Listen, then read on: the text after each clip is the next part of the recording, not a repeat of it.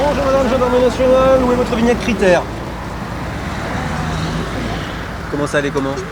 Là, c'est une vignette avec un numéro dessus, 1, 2, 3, 4 ou 5. Non, ça c'est l'assurance, ça, et le contrôle technique. Allez, on vous aide un peu. La vignette critère, c'est un petit rond coloré.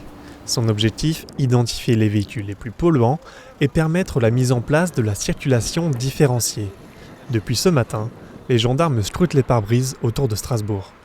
Les gens ont bien conscience des impacts environnementaux.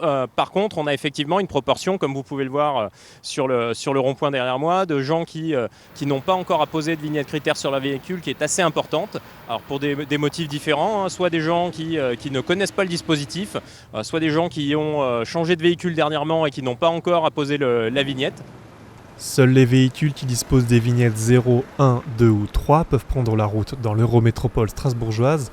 Les autres, plus nocifs pour l'environnement, doivent rester au garage.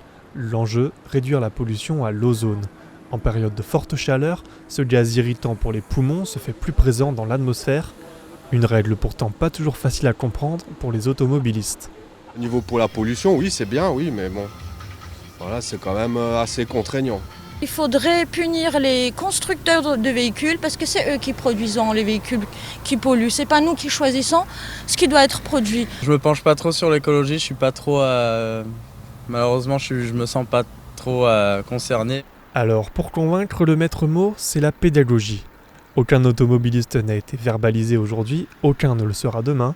Si le dispositif s'étend ce week-end, les conducteurs fautifs s'exposeraient alors à des amendes de 68 € pour un véhicule léger et de 130 € pour un poids lourd.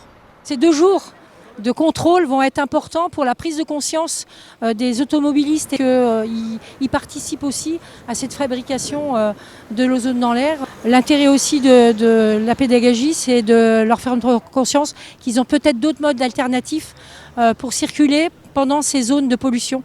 Peut-être éviter de prendre sa voiture si on peut, ou de la déposer et prendre un transport en commun ou même le vélo. Parmi les alternatives, le tram.